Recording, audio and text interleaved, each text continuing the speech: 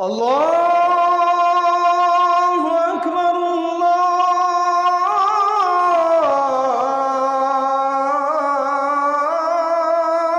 আকবার। বঞ্চিত আপনাদের কাছে অনুরোধ, এই যে কয়জন বসছেন, জোয়ান ভাই যারা বসছেন, ভাই আমার স্কুলে পড়েন, কলেজে পড়েন, কোনো অসুবিধা নাই, ঠিক আছে। নতুন করে আবার মাদ্রাসায় ভর্তি হইতে পারবেন না, আমরাও জানি, কিন্তু কোনো একটু সময় বের করে আল্লাহর কোরআন সময় সুযোগ বের করে শেখা সম্ভব। শুক্রবারটা তো অবসর থাকেন, বৃহস্পতিবার বিকাল থেকে তো অবসর থাকেন, শনিবারটা তো অবসর থাকেন, তো একটু আল্লাহর কালাম পড়েন কোনো একজন আলেমের কাছে, কোনো একজন মসজিদের ইমামের কাছে, কোনো একজন মাদ্রাসার ওস্তাদের কাছে, নিজে আলাদা একটু সময় বাইর করেন যে আমার মালিকের কোরআন আমি একটু শুনি, আল্লাহ তাআলার কালাম শুনি। আহা, কোরআনুল কারীমের নূর, এটা যে শুনলো না সে শুনলোটা কি, সে শিখলো কি, পড়লো কি, মজাই তো পাইলেন, কথা বলার মজাই তো হয় নাই। আমি তো অনেক সময় বলি, আল্লাহর ঘরের কালো গিলাফ আর মদিনার সবুজ গম্বুজ যে দেখে নাই, যেই চোখ, হে দেখলো কি? কালো গিলাফ যে দেখে নাই কাবার, রাসূলুল্লাহর রওজায়ে আতহারের সবুজ গম্বুজের ওই সৌন্দর্য যে দেখে নাই, যেই চোখ, সে জীবনে কি দেখলো? আমার একবার মক্কা শরীফ এক লোক উমরার সময়, বাংলাদেশি এক লোক দৌড়াইয়া আমার আয়সা জড়াইয়া ধরছে, ধরাইয়া কাঁদা দিছে, বলছে হুজুর আমি আপনার এক কথার কারণে হজে আসছি, উমরায় আসছি। আমি বললাম মানে? এই কথাইটা আমি এটা শুনছি, আজ আপনি বলছেন যে এই চোখ কাবার কালো গিলাফ দেখে নাই, রাসূলুল্লাহ সাল্লাল্লাহু আলাইহি সাল্লামের রওজায়ে আতহারের সবুজ গম্বুজ দেখে নাই, সে দেখলো কি? আর এটা আমার দিলে লাগছে যে হ্যাঁ ঠিকই তো, আমি আর কি দেখলাম? তাই তো যেই জবান আল্লাহর নামে নিতে জানে না, মালিকের কোরআনই পড়তে জানে না, তুমি পড়লা কি মিয়া? তুমি কি গোড়ার ঘাস কাটলা মিয়া? বাকি সবগুলো পড়া না হলেও দুনিয়া চলতো মিয়া। মূর্খ বকলম, নাম দস্তখত করতে জানে না, টিপসই দেয় এমন হাজারো মানুষ দুনিয়া ভোগ করতেছে। বাড়ি গাড়ি, নেতাগিরি, মাতবুরি, ক্ষমতা,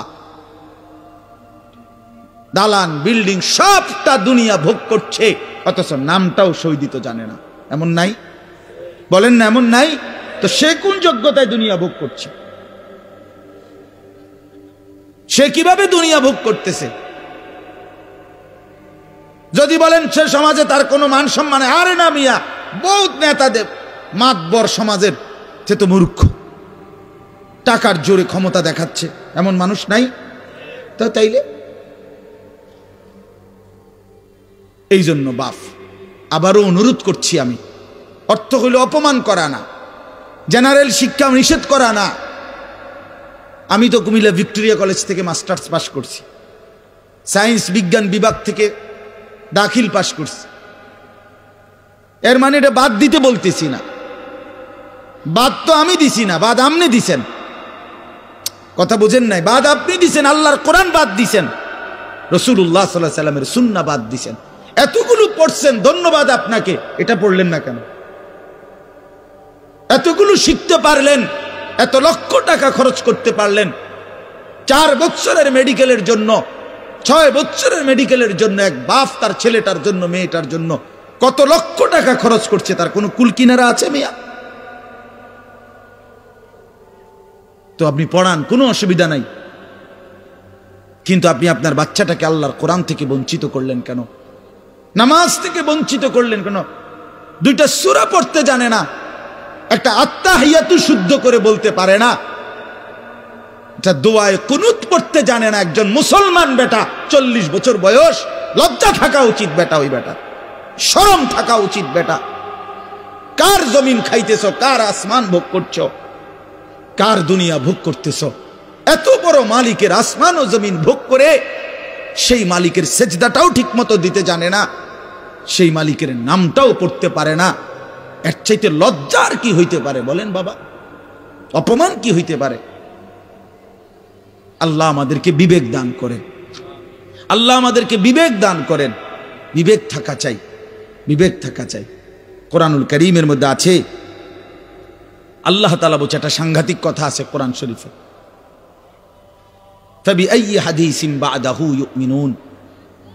আমার দিল নড়ে কোরআনের এই আয়াত শুনলে, কলিজা শুদ্ধা কাইপা ওঠে। আল্লাহ তাআলা কোরআনে বলছে, এই 29 পারার মধ্যেই আছে, সূরা মুরসালাতের মধ্যে আল্লাহ তাআলা বলে, বান্দা 23 বছরে আমি আমার রাসূলের কাছে এই সর্বশ্রেষ্ঠ কিতাব নাজিল করলাম। আমার সবচেয়ে শ্রেষ্ঠতম কথাগুলো আমি তোমাদের জন্য দিলাম। বান্দা, এর চাইতে আর দামি কোন কথা বললে তোমরা আমার কথা মানতা? বুঝেন নাই?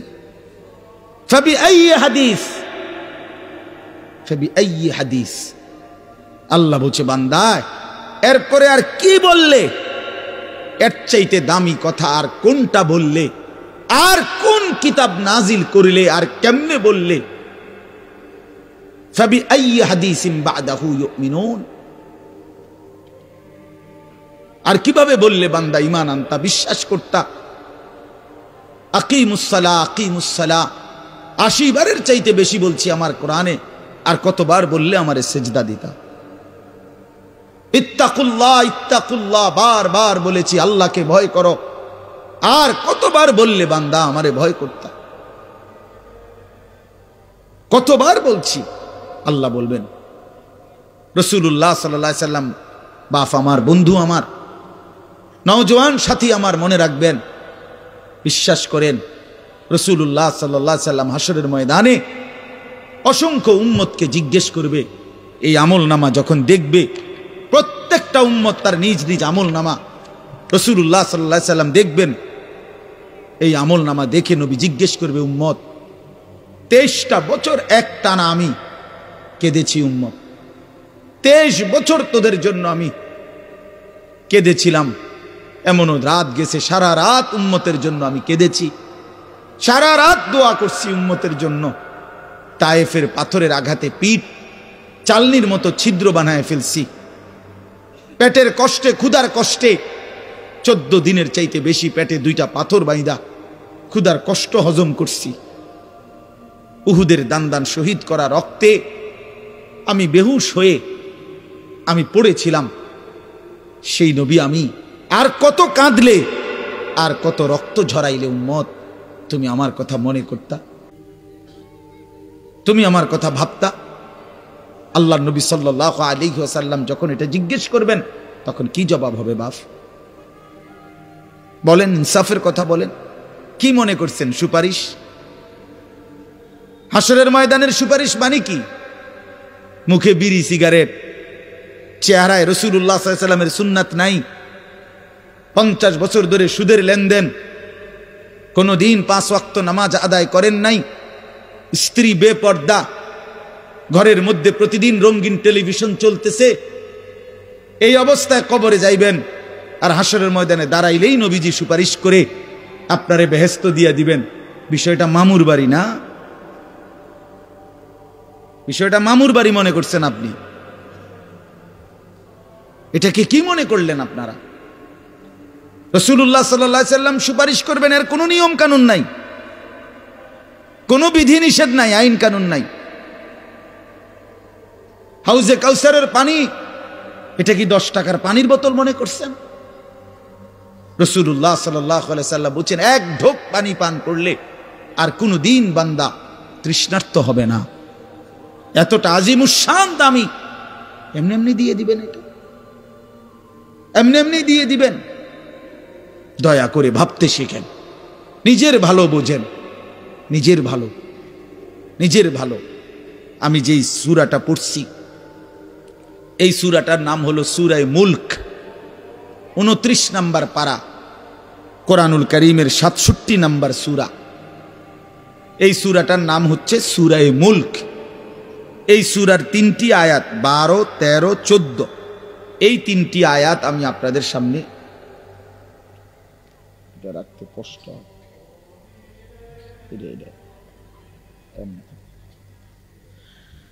এই 3টি আয়াত আমি তেলাওয়াত করছি।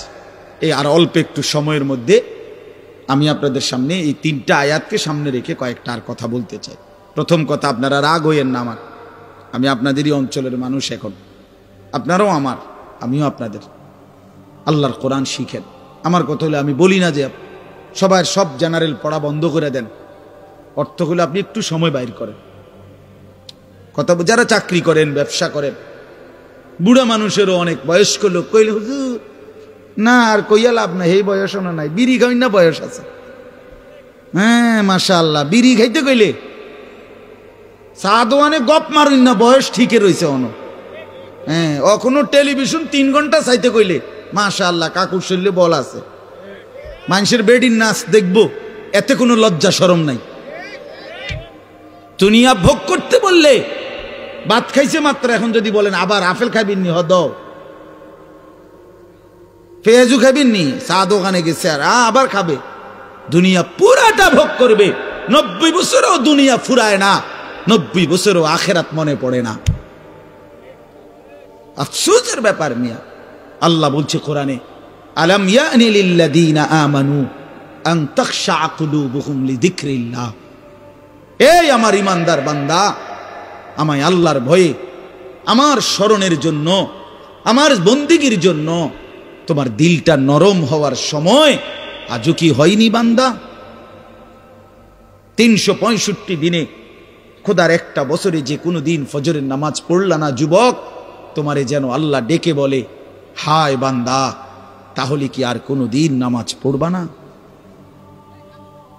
30 বছর ধরে যে কোনো দিন সুদের লেনদেন ছাড়লেন না, হারাম রোজগার করেই গেলেন, আল্লাহ তাআলা যেন ডেকে বলে, বান্দা তাহলে এই নাফরমানি কি আর কোনোদিন ছাড়বা না বান্দা?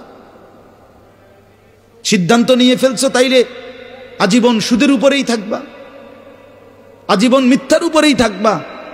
তাহলে কি বান্দা এই ফয়সালায় নিয়ে ফেলছো আজীবন কাস্টমার ঠকাইয়েই যাইবা, ওজনে কমই দিয়ে যাবা? তাহলে কি এই ফয়সালা নিয়ে নিছো তোমার বিবি আজীবন বেপরদাই থাকবে? তোমার ঘরে অহরহ প্রতিনিয়ত রঙ্গিন টেলিভিশন চলবে নিয়মিত, এই ফয়সালা তোমার? ঠিক আছে বান্দা, কুলু ওয়া তামাত্তাউ কালিলান ইন্নাকুম মুজরিমুন। কোরআন শরীফের আয়াত। আল্লাহ বলছে, নাফরমান বান্দা খাও, দুনিয়া ভোগ করো কিছুক্ষণের জন্য, শুধু মনে রেখো ইন্নাকুম মুজরিমুন, তুমি কিন্তু পাপী। এই কথাটা শুধু মনে রাখো, বাকিটা পরে হইব, ভাত খাও। হ্যাঁ হ্যাঁ, কোরআন শরীফের আয়াত এটা। কুলু ওয়া তামাত্তাউ কালিলান ইন্নাকুম মুজরিমুন। আল্লাহ যেন বলে 8টার সময় যেই নাফরমান নাস্তা খাইতে বসে, আল্লাহ বলে, বান্দা খা, কোনো অসুবিধা নাই, শুধু মনে রাখিস বেঈমান ফজরের নামাজ পড়ো নাই। কথা কান শুধু মনে রাখো, পরে হইব অন খাও। রাত 10টা বাজে যেই নাফরমান ভাত খাইতে বসছে, আল্লাহ তাআলা যেন ডাক দিয়ে বলছে, বেঈমান খা, ভাত খা, খানা আমি আটকাইতাম না, শুধু মনে রাখিস এশার নামাজ পড়স নাই, ভাত খা বেঈমান। খানা আটকাবো না, খানা আমি জন্তু জানোয়াররাও খাওয়াই, তোরে খাওয়াবো না কেন? খানা আমি কুকুর বিড়ালরেও খাওয়াই, খানা আমি গরু ছাগলরেও খাওয়াই, তোরে দেব না কেন বান্দা? খা, শুধু মনে রাখবি ইন্না আ'তাদনা লিল কাফিরিনা সালাসিলা ওয়া আগলালাম ওয়া সাইরা। আল্লাহ বলে, প্রতিটা নাফরমানের জন্য আমি রেডি রাখছি আগুনের শিকল এবং আগুনের বেড়ি এবং জাহান্নামের আগুন। 1 নাম্বার 70 জিরাআন, 70 হাত লম্বা আগুনের শিকল দিয়ে জাহান্নামীকে হাসরের ময়দানে আল্লাহর ফেরেশতা বান দিবে। 1 2 নাম্বার 2টা হাত। দোস্ত দেখেন শুধু আমার দিকে, সূরা ইয়াসিনে আছে, ইন্না জাআলনা ফি আ'নাকিহিম আগলালান ফাহিয়া ইলাল আযকানি ফাহুম মুকমাহুন। এটার অর্থ হলো এই যে হাসরের ময়দানে প্রত্যেকটা পাপী নাফরমানকে ফেরেশতা 2 হাত আলগি দিয়া এইভাবে ঘাড়ের সাথে বান দিয়া ধইরা, এই 2 থুতনির নিচে 2 হাত এভাবে দিয়া এইভাবে বান দিয়া, আল্লাহর কসম, রব্বে কাবার কসম করে বললাম, এইভাবে বান দিবে। আর কোনদিন বেঈমান চোখটাও নিচের দিকে নামাইতে পারবে না, কারণ এই থুতনি তো উঠাই দিছে উপরের দিকে, এটা দিয়ে ঠেলা দিয়া। এইটা অর্থ হলো আগলা আলাম। এই আয়াতের, সূরা ইয়াসিনের এই আয়াতের অর্থ এটাই। ইন্না জাআলনা ফি আনাকিহিম আগলালান। আল্লাহ বলছে বান্দা আমি দেখাবো। আল্লাহ ডাক দিয়ে বলে ভাইয়া আমারও তোমারও, জওয়ানকেও বুড়োকেও। আল্লাহ বলে বান্দা কি মনে করছো আমি রহমান না? ঠিক আছে, তুমি কি এটা শোনো নাই আমি যে কাহ্হার? তুমি তো শুনছো আমি রাহিম, তুমি কি শোনো নাই আমি জব্বার? আমি জুনতিকাম, আমি প্রতিশোধ গ্রহণকারী। আমি সারিউল হিসাব, দ্রুত হিসাবকারী। আমি জব্বার, আমি প্রবল প্রতাপান্বিত। কাহ্হার, আমি মুতাকাব্বির, আমি বারি। তুমি জানো না আমার একটা নাম শুনলা, আমার দয়ার নামটা শুনলা, আমি যে শাস্তি দেব সেটা শোনো নাই? কি ভাইয়া, কোরআনুল কারীমের মধ্যে জান্নাতের বর্ণনা যেমন আছে, জাহান্নামের বর্ণনা নাই? কথা বলেন না কেন? তো সেগুলো কার জন্য? সেগুলো কার জন্য? মা সালাকাকুম ফি সাকার ক্বালু লাম নাকু মিনাল মুসাল্লিন। একবারে সোজা বাংলা দেখেন, জাহান্নামী জাহান্নামে চিৎকার করবে, জাহান্নামের ফেরেশতা ডাক দিয়ে বলবে বেঈমান জাহান্নামে কেন আসলি? ক্বালু লাম নাকু মিনাল মুসাল্লিন। নাফরমান বলবে বন্ধু ফেরেশতা ভাই আমি দুনিয়াতে নামাজি ছিলাম না। কি ছিলাম না? সরাসরি কোরআনের আয়াত। আল্লাহ বলেন ওয়াইলুন ইয়াউমাইদিল লিল মুকাদ্দিবিন। সমস্ত মিথ্যাবাদী নাফরমান পাপীদের জন্য সেদিন জাহান্নাম। যদি বলেন কেমন নাফরমান মাওলা? আল্লাহ বলেন ওয়া ইদা কিলা লাহুমুর কাউ লা ইয়ারকাউন। দুনিয়ায় এই নাফরমানকে যতবার বলা হয়েছিল রুকু করতে, সেজদা করতে, নামাজ পড়তে, বেঈমান নামাজ পড়ে নাই, এজন্য জাহান্নাম। কোরআনুল কারীমে আল্লাহ বলছেন কাল্লা ইদা বালাগাতিত তারাকি। নাফরমানের মৃত্যুর সময় যখন আসবে, মালাকুল মউত আজরাইল তারে যখন ডাক দিবে আইয়াতুহান নাফসুল খাবিসা। প্রতিটা পাপী নাফরমানের জান কবজের সময় আজরাইল যখন ডাক দিয়ে বলবে হে খবিস আত্মা বের হ, উখরুজি, বের হ। আত্মাটা বের হতে চাইবে না। আল্লাহর নবী বলেন কসম বাবা, নবীজি বলে মালাকুল মউত আজরাইল খপ করে ধইরা কলজা থেকে রুহুটা একটা টান দিয়া ছিঁড়া ফেলবে, একটা টান দিয়া ছিঁড়ে ফেলবে। এরপরে রুহুটা কণ্ঠনালীর কাছে এসে আটকায় যাবে। কাল্লা ইদা বালাগাতিত তারাকি, তারাকি মানে কণ্ঠনালী। ফালাউলা ইদা বালাগাতিল হুলকুম ওয়া আনতুম হিনা ইদিন তানজুরুন। এটার অর্থ এটাই, হুলকুম মানে এই কণ্ঠনালী। বের হতে চাইবে না রুহু। আজরাইল তখন ধৈরে টাইনা হেসরাইয়া ছিঁড়া ছিন্ন ভিন্ন করে বেঈমান নাফরমানের কলজা ছিঁড়া ফেলবে, রুহু ছিঁড়ে ফেলবে, এরপরে শরীর থেকে বের করে নিয়ে আসবে। আরে বন্ধু, এই কোরআনে আছে, আল্লাহ নিজে বলছে এমন নির্মম মৃত্যু হলো কেন? এই নাফরমানের মউত এত কঠিন হলো কেন? তার কলজা ছিঁড়া ফেলছে, রুহু ছিঁড়ে ফেলছে, এমন মৃত্যু হলো কেন? আল্লাহর কসম বাপ আমারেও বলি, আপনারেও বলি, আল্লাহ কোরআনে সরাসরি বলছে এমন ভয়ানক মৃত্যু হলো কেন? ফালা সাদ্দাকা ওয়ালা সাল্লা। কারণ এই নাফরমান আমি আল্লাহর কথায় বিশ্বাস করে নাই, ওয়ালা সাল্লা, এবং নামাজ পড়ে নাই, নামাজ পড়ে নাই, নামাজ পড়ে। হ্যাঁ, বেনামাজি সন্তান মনে রাখো, বাদুকা খাইতে এলে খুব মাতবর, মোবাইল একখান টিপে, মোটরসাইকেল একখান চালায়। হ্যাঁ, বাহ বাহ বাহ বাহ বাহ বাহ বাহ। আর কি, আর ধরে কে? আমার একটা মোটরসাইকেল আছে, আমার একটা মোবাইল আছে, আমার কিছু বন্ধু আছে যারা আমার সারাক্ষণ অসৎ সঙ্গ দেয়। যখনই আমার সমস্ত নাফরমানি মন চায়, কিছু অসৎ বন্ধু মিলে যায়, যে বন্ধুরা আমার সারাক্ষণ চরিত্রহীনতা শিখায়, অসভ্যতা, নোংরামি, অশ্লীলতা, বেহায়াপনা শিখায়। এমন কিছু বন্ধু যার মিলে গেছে, একটা মোটরসাইকেল মিলে গেছে, একটা মোবাইল মিলে গেছে, তো নারীর ছবি, আড্ডা, জিনা, ব্যভিচারের দৃশ্য, মদের আড্ডা, জুয়ার আড্ডা, নারীর আড্ডা, নারীর আলাপ, অথবা মোবাইলের অশ্লীল ছবি দেখা, এই জিন্দেগি মুসলমান। এর জন্যই আল্লাহ তাআলা আমাদেরকে মুসলমানের ঘরে বানাইছিলেন। এজন্যই আমার বাবা মুসলমান, এজন্যই আমার মা মুসলমান। ওফো, আল্লাহ আপনি মাফ করে দেন। ইনসাফের সাথে ভাইবেন। অনেক নওজোয়ান ভাই, সবাইরে অনুরোধ করলাম, দোস্ত আমার, ইনসাফের সাথে ভাইবেন, নিজেরে নষ্ট করেন না। ছেলেরা আমার, ভাইয়া, নিজেরে নষ্ট করো না ভাই।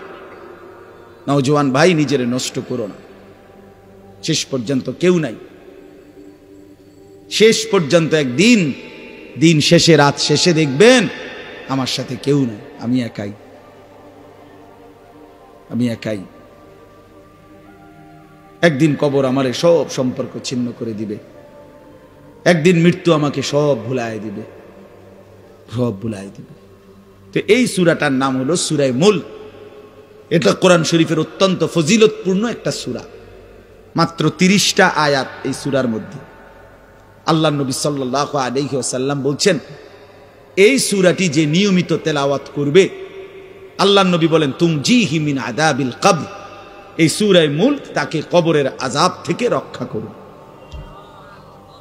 এটাই সূরার ফজিলত।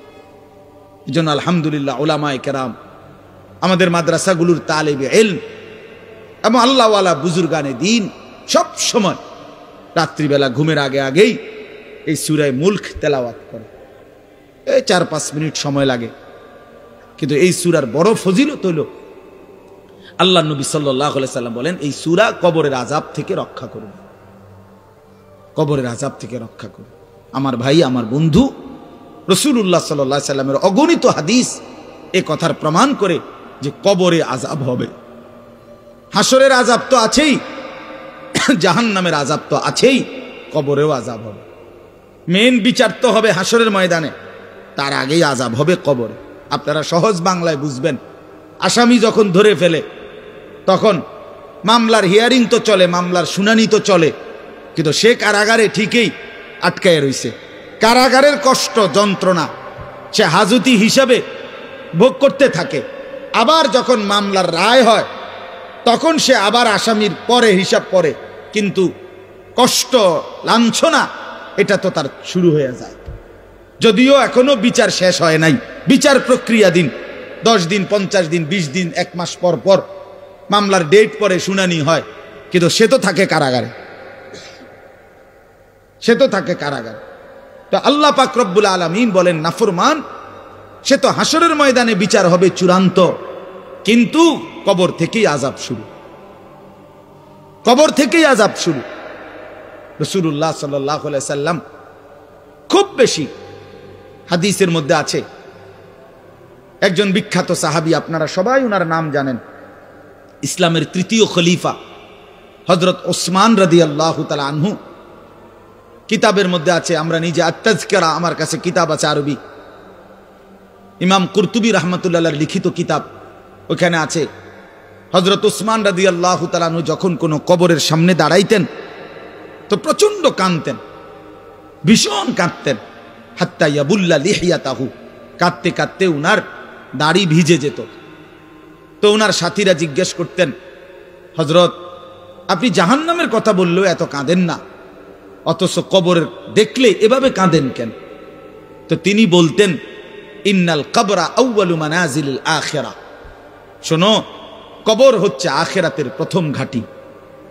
ফা ইন নাজা মিনহু ফামা বাদাহু আইসারু মিনহু, যদি কোনো ব্যক্তি এই কবরের ঘাঁটিতে বাইচা যায়, পরবর্তী সবগুলো ঘাঁটি তার জন্য সহজ।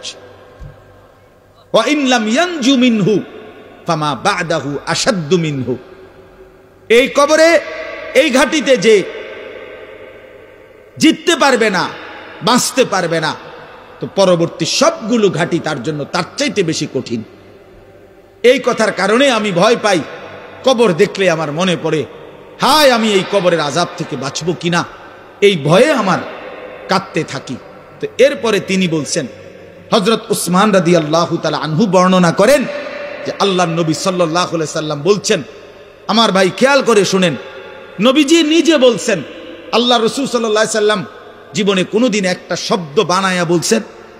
কথা বলেন, অতিরিক্ত বলছেন? বেশতি বলছেন, শুধু ভয় দেখানোর জন্য বলছেন না, তামাশা করে বলছেন? এটা আপনাদের ইয়াকিন তো? কথা বলেন না। আল্লাহ নবী সাল্লাল্লাহু আলাইহি সাল্লাম বলেন, মা রাআইতু মানজারান কাত্তু ইল্লা ওয়াল কবরু আফজাউ মিনহু। রাসূলুল্লাহ বলেন, হযরত ওসমান বর্ণনা করেন যে আমি নবীজির জবানে শুনছি, নবীজি বলছেন, হে আমার উম্মত, আল্লাহর কসম উম্মত, কবরের চাইতে অধিক ভয়ানক কোন আযাবের দৃশ্য আমি রাসূল মুহাম্মদ দেখি নাই, আমি দেখিনি। রাসূলুল্লাহ সাল্লাল্লাহু আলাইহি সাল্লাম বলছেন।